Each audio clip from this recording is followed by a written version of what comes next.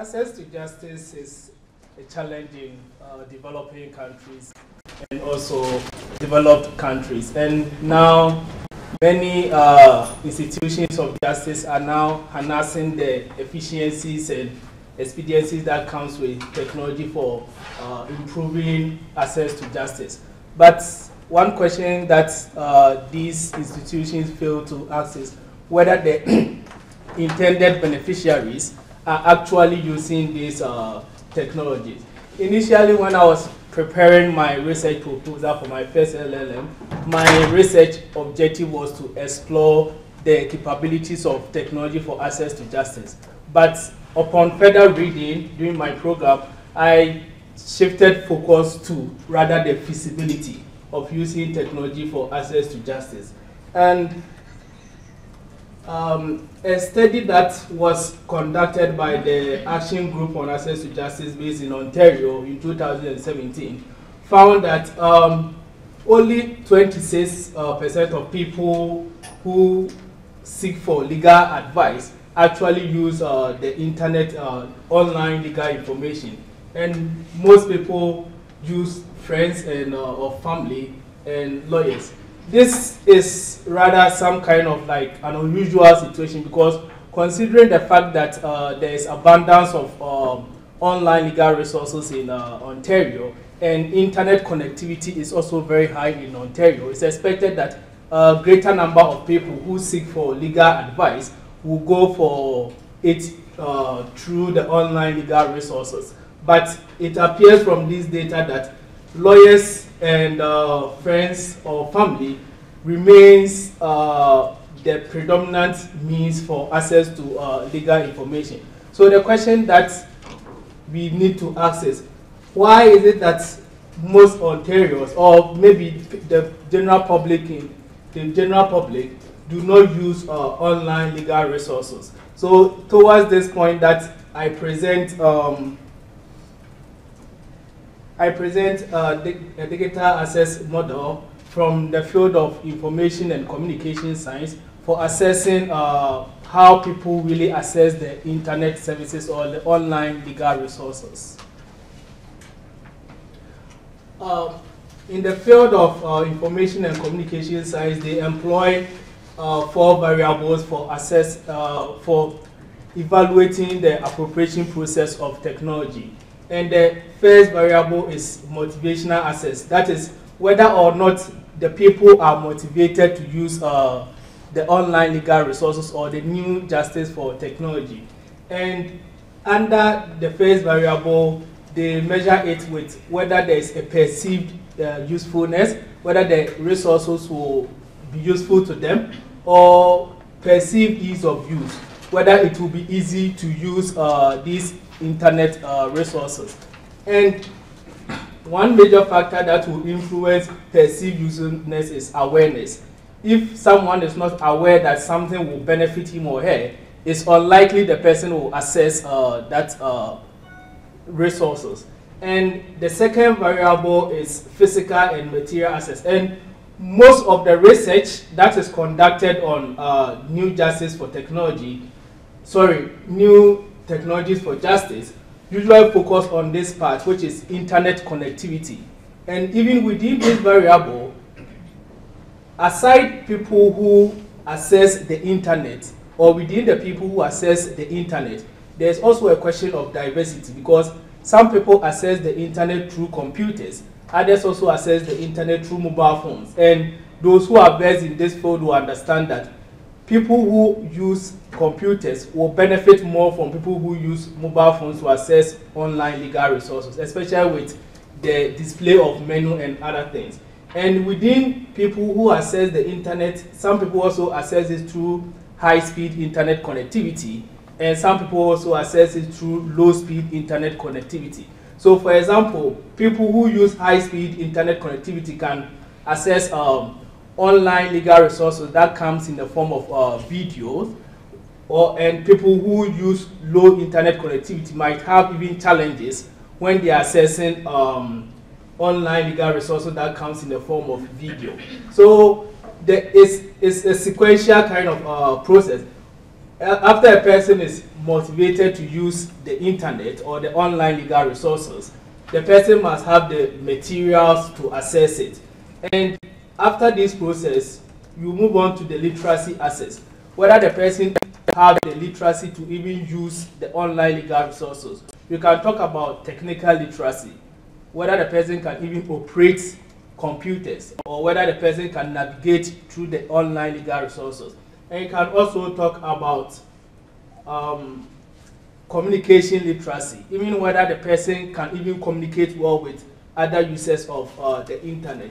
And the last variable, which appears to be most important, but the literature fails to analyze, is usage access.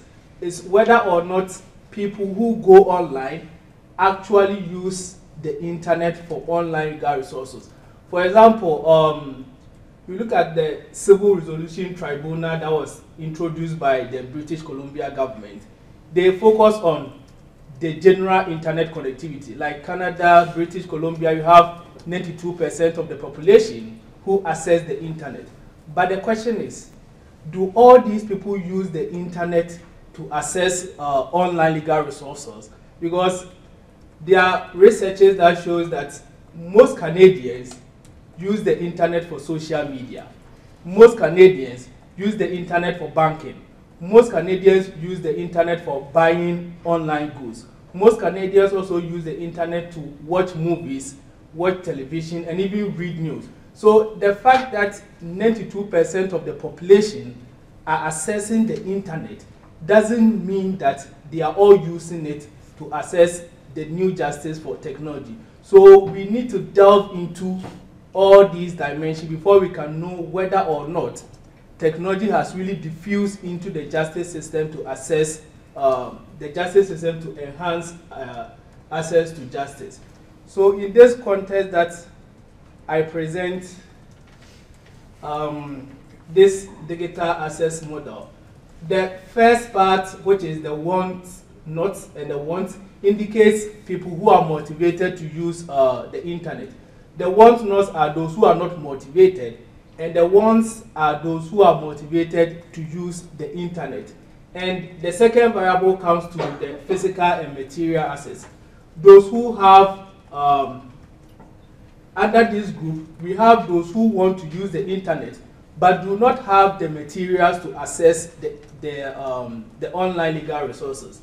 And we also have those who want and have the materials to access the online legal resources. You come to the third stage, you have those who want to use online legal resources, have the materials to use the online legal resources, but do not know how to use the online legal resources. And the second category is those who want to use it, have the means of access, and know how to use the online legal resources.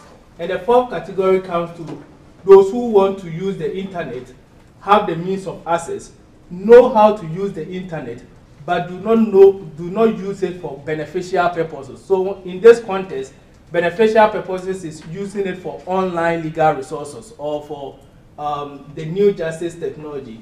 And you come to the last category, you have those who want to use the internet or the online legal resources, have the means of access, knows how to use it, and uses it for beneficial purposes. And in this context, beneficial purposes, using it to access online legal information.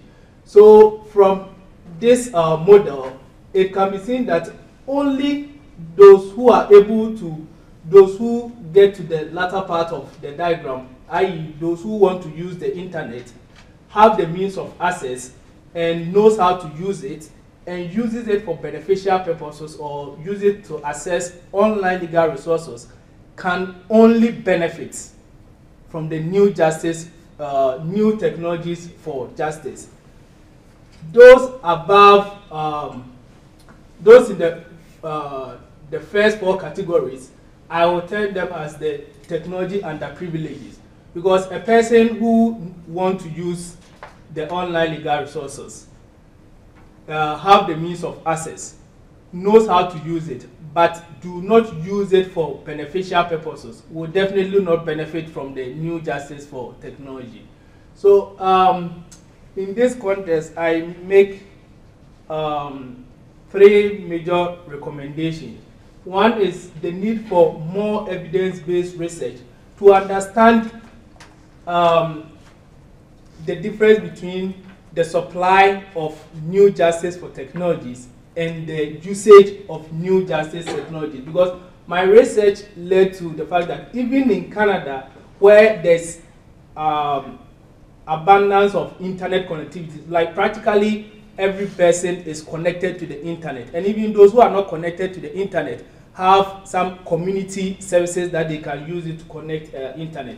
But even in Canada, not all people use the internet to access online legal information. So there's a need for more evidence-based studies to understand the difference between the supply of these new justice for technologies and the usage for these new justice, new technologies for justice. And my second recommendation is the use of the digital access or divide model that I just presented for these studies. And I also recommend more interdisciplinary studies in this context because, as I indicated, studies, the model that I presented is being used in the field of information and communication science to understand how people use technology or how people appropriate these technologies. And this, the institutions of justice that are supplying the new technology for justice need to understand how people are actually using the internet or how people are actually using the new technologies for justice. So in my closing remark, I do appreciate that technology presents significant opportunities for promoting access to justice in developing countries and developed countries. But without proactive policies and actions to understand and address the digital divide or the digital access, it's likely that the access to justice problem in these countries will worsen rather than improving. Thank you.